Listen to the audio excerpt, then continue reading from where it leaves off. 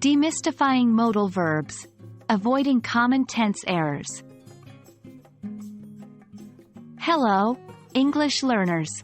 Welcome back to our series on intermediate grammar. Today, we're diving deep into the world of modal verbs.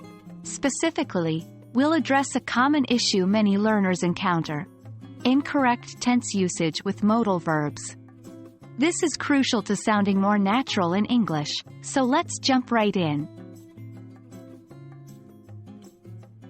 Before we talk about common mistakes, let's have a brief refresher. Modal verbs are special types of verbs that express necessity, possibility, permission, or ability. They include words like can, could, may, might, shall, should, will, would, and must.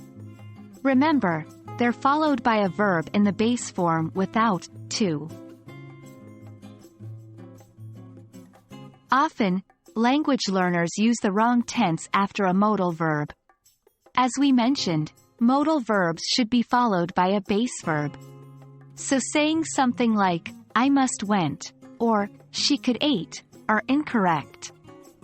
Instead, you should say, I must go, or she could eat.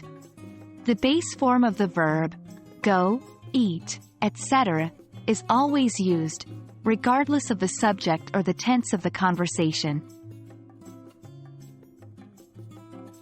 Now let's focus on a tricky area: using modal verbs to talk about hypothetical or unreal situations in the past. For example, could have, might have, should have, and would have. These are used to speculate about things that did not happen in the past. If you say, I should have studied, it implies that you didn't study, but now you regret it. Remember, don't use the past tense verb after have. Saying, I should have studied, is correct, but I should have studied is not.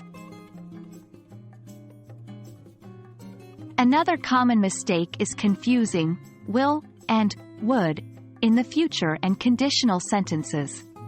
Will is used for future decisions, promises, predictions, and offers.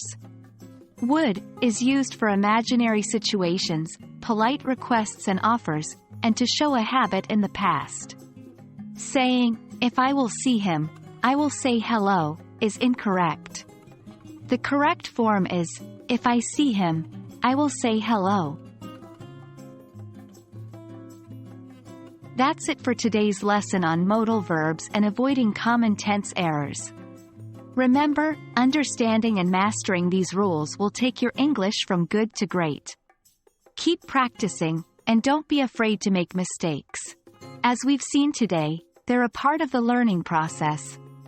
Thank you for watching, and stay tuned for more helpful videos on English language learning. Happy studying!